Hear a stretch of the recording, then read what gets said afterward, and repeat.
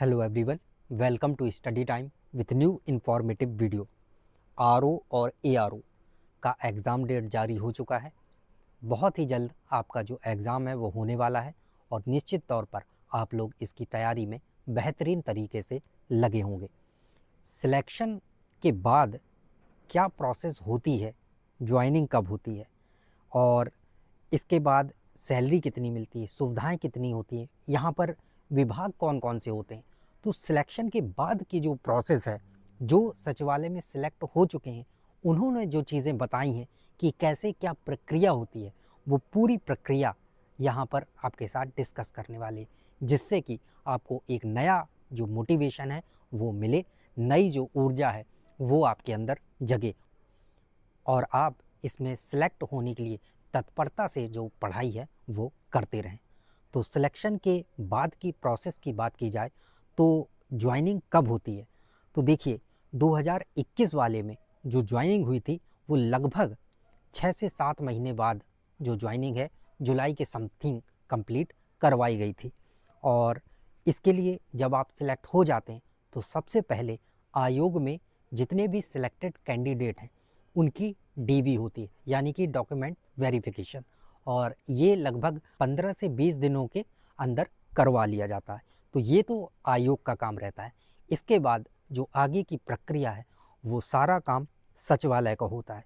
फिर जितने भी कार्य हैं आपकी ज्वाइनिंग से रिलेटेड वो सब सचिवालय में सचिवालय प्रशासन विभाग है, यानी कि एसएडी, वहाँ से सारी जो प्रोसेस है वो होती है।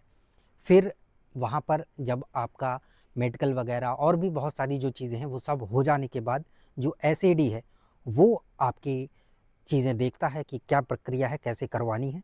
और बात करें इसमें विभाग कैसे मिलते हैं, तो 2016 तक में जो सिस्टम था वो रैंक के हिसाब से था, यानी कि जो एक प्रकार से ये कहें कि अच्छे डिपार्टमेंट थे वो जो शुरुआती रैंक वाले हैं उनको दिए जाते थे और फिर उस हिसाब से जो चुनाव है वो आगे होता था।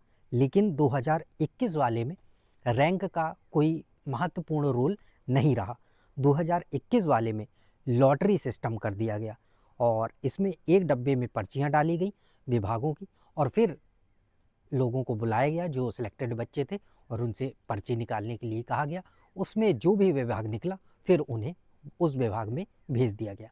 लेकिन इसमें एक चीज़ थी कि जिनकी रैंक ऊपर थी उनको सबसे पहले बुलाया जा रहा था, यानी कि रैंक के हिसाब से ही बुलाया जा रहा था। लेकिन ऐसा नहीं है कि आपको एक बार कोई विभाग मिल गया तो ज़िंदगी भर आप उसी में रहेंगे, नहीं, विभागों में बदलाव होता रहता है। तो यहाँ वहाँ आप लोग जाते रहते हैं, तो इसकी टेंशन बिल्कुल भी ना लें। और सारे विभाग ठीक ठाक होते हैं, अच्छे होते हैं। हो सकता है कुछ विभागों में वर्कलोड ज़्यादा होता है, तो आपको घबराना नहीं है, क्योंकि आप वहाँ काम करने ही जा रहे हैं, आराम करने नहीं जा रहे। और जो आपको सैलरी मिलती है वो काम करने की ही मिलती है, आराम करने की नहीं मिलती है। बाकी सुविधाएं जो रहती हैं वो आराम वाली ही रहती हैं। सैलरी की अगर बात की जाए तो 4800 ग्रेड पे की नौकरी है, तो इसमें जो वेतन है वो आपका 47,600 रहता है। बाकी जो टीएडीए और सारी चीज़ें हैं वो भत्ते आपके जुड़ने के बाद और फिर एनपीएस वगैरह कटता है, तो ये सब कटने के बाद 65 से 70,000 की रेंज में जो आपकी सैलरी है वो बनती है। तो ये कितना आप एनपीएस कटवा रहे हैं ये सारी चीज़ें भी उसमें वैरी करती हैं।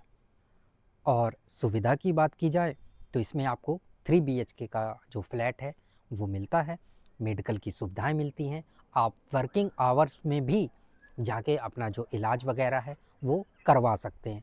अगर बात की जाए यहाँ पर विभाग कितने होते हैं तो 90 से 95 विभाग होते हैं।